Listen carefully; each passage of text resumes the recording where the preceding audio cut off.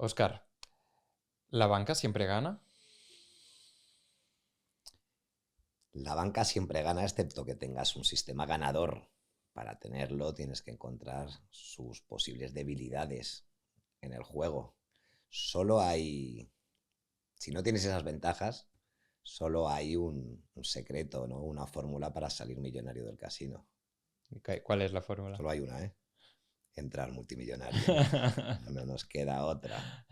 O sea, nos estás diciendo que de alguna manera sí que se puede ganar a la banca, ¿no? No siempre gana, pero en general es muy, muy, muy complicado, ¿no? A menos que tengas un sistema. Es complicado, es su modelo de negocio. Nos están ofreciendo siempre juegos de azar que ellos tienen una ventaja blindada porcentual, ¿no? Si por ejemplo hablamos de la ruleta, pues es fácil entenderlo, ¿no? Son 37 números, por lo tanto tu probabilidad es una de cada 37. Pero si digo, venga, vamos a jugar al 6, ¿no? Que es el número del nacimiento de mi hijo, me van a pagar si acierto una vez de cada... Me van a pagar 36 veces mi apuesta. Claro. Ahí está su ventaja, que eso se reduce a un 2,7% de desventaja. Al final, sabemos que por mucho que juguemos, o sea, va a flotar, va a salir a flote ese 2,7%, que es su ventaja, ¿no? Claro que hay varianza, claro que hay rachas buenas y rachas malas, pero a la larga la banca siempre gana con ese 2,7%. Y entonces, ¿cómo se os pasa por la cabeza a ti y a tu familia, en este caso a tu Correcto. padre, Gonzalo, decir, ¿y si creamos un sistema para desbancar a la banca? No hay nada perfecto. Ese es el principal motor, ¿no? Del inicio de pensamiento de Gonzalo, ¿no? En los 90, ¿no? Estamos hablando en los finales de los 80, principios de los 90, ¿no? Él dijo, no hay nada perfecto. Si ahora yo pongo 37 relojes suizos haciendo el símil de los casilleros, por muy alta tecnología que sean, al cabo del tiempo, alguno va a atrasar y otros van a retrasar. Entonces, en esa idea, ¿no? Teniendo claro que el material con el que se hace la ruleta no puede ser perfecto, tiene deterioros. En definitiva, esa es la idea y esa es el principio del concepto por el cual ya empieza ahora, gracias a la estadística, gracias a la acumulación de bolas, a anotar 20.000 bolas. Ese era el trabajo que tenían que hacer antes de empezar a jugar. A O sea, veces, de una misma ruleta, correcto, anotar unas 20.000 tiradas, ¿no? 20.000 tiradas. Vale. Eso es el principio del trabajo del sistema, ¿no? Primero el concepto que hemos comentado y luego decir, bueno, ahora cómo puedo demostrar que claramente hay unos números que atrasan y otros que adelantan, ¿no? Mm. 20.000 bolas.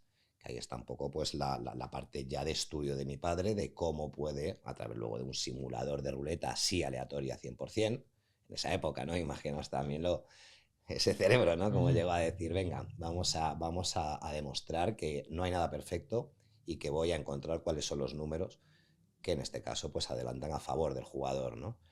Con 20.000 bolas ya tienes suficientes eventos como para ver un poco la solución al final de que la suerte tiene límites, ¿no? Al final la probabilidad va a salir a flote. Mm. Por lo tanto, con 20.000 bolas ya son suficientes eventos como para ver que hay claramente números que estaban saliendo más allá de lo que la suerte les permite, que su probabilidad les permite. Por tanto, había que atacar esos números. ¿Y cómo se le ocurre a tu padre esto? Porque parece muy de película, ¿no? Que después se hizo la película, Correcto. pero ¿fue una idea tipo Eureka? Es un día estando en el bar que dices, voy a ganar a la banca, aparte lo que parece más aleatorio de todo prácticamente, que es la ruleta, ¿no? La ruleta incluso se usan expresiones cotidianas de, uy, esto es una ruleta, ¿no? Esto es aleatorio total, ¿no?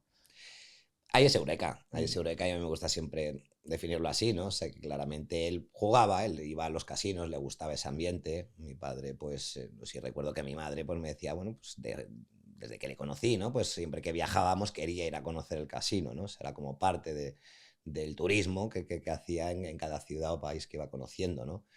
Entonces tenía, ¿no? Él ha sido jugador de ajedrez, le ha gustado mucho y ha estudiado mucho el ajedrez, ¿no? Luego ya llegó el póker y antes pues la ruleta, ¿no? Entonces pues sí tuvo que haber un eureka en algún momento de ver claramente que eso es algo físico. Siempre ya él había oído, ¿no? De que podría estar la tendencia en la mano del croupier.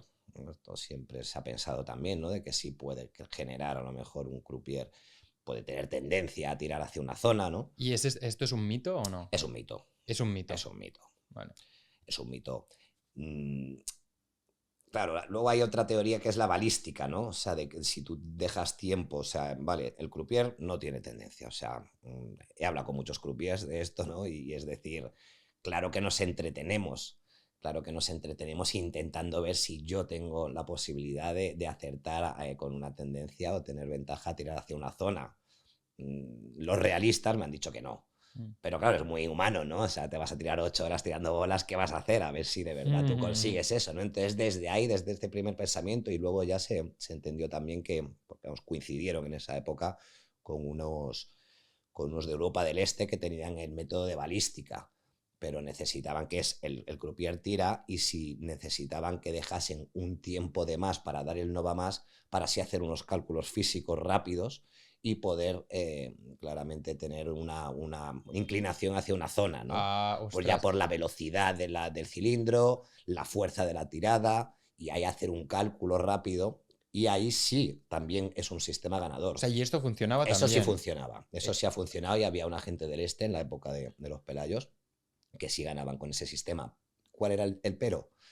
Que necesitaban más tiempo para hacer esos cálculos, y por lo tanto tenían que dejar muchas propinas para que diera el no va más el croupier más tarde de lo normal y poder de verdad ajustar con O ese sea, que de alguna sistema manera físico. sobornaban al croupier. Correcto. Entonces ya luego los jefes de sala se van dando cuenta, y ese sistema al final pues no terminó de tener tanto recorrido seguramente en el mundo, por lo menos la gente que conocieron en esa época que lo estaban implementando. Vale, o sea, solo para clarificar. Entonces, aquí en este método, es que yo este sí que lo había pensado. Este lo había pensado, pero digo, será una tontería.